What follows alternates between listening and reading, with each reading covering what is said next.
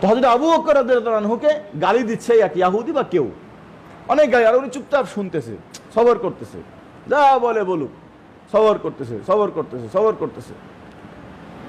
কিন্তু আল্লাহ রসুল পাশের থেকে দেখে দেখে হাসতেছেন, পাশের থেকে দেখে দেখে হাসতেছে। তো আবু বকর রাদিয়াল্লাহু আনহু শুনতে শুনতে ধৈর্য হারা হয়ে গেছে। উনি এবারে, তুই আমাকে এত গালি দিচ্ছিস, এই বললে আল্লাহ রসুল মনটা বেজার করে চলে গেলেন।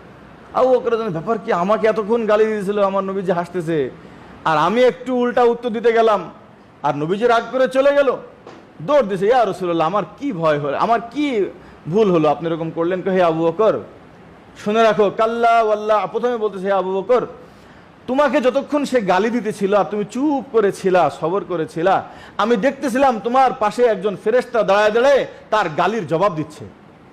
কিন্তু যখন তুমি মুখ খুলে ফেললা, সাথে সাথে ফেরেশতা উঠে চলে গেল। তো ফেরেশতা যেখানে না, আমি মোহাম্মদ আর কি করবো ওখান থেকে, আমিও চলে আসছি। দিয়ে বলতেছে, কাল্লা ওয়া রাব্বিল কাবা আল্লাহ আনুন সিদ্দিকুন, কাল্লা, তুমি শুনে রাখো যে একজন লাআনতকারী, একজন গালিগালাজ করেওয়ালা আর একজন সিদ্দিক কখনোই এক হতে পারে না। তোমাকে মানুষ হাজারো গালি দিক, তুমি সবর করো, বেশির থেকে বেশি তার পরিমাণ তুমি বলতে পারবা